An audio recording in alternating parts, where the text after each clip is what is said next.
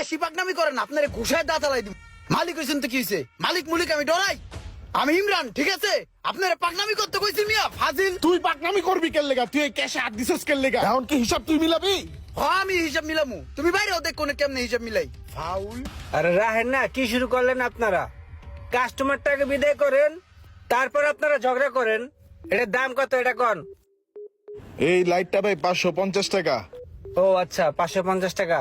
তো আমি তখন 500 টাকা নিয়ে আসছি, 50 টাকা নাই, তো এটা রেখে দেন, পরে নিমনে। আর সমস্যা নাই, আপনার লাইট পছন্দ হয়েছে আপনি লাইট নিয়ে যান। আপনি 50 টাকা পরে দিয়েন, দেন 500 টাকা দেন।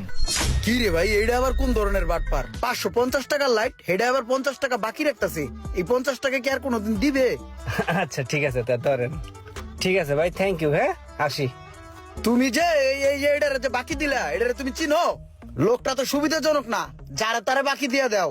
চিনো না হুনো না, 50 টাকা দিয়ে দিলা বাকি।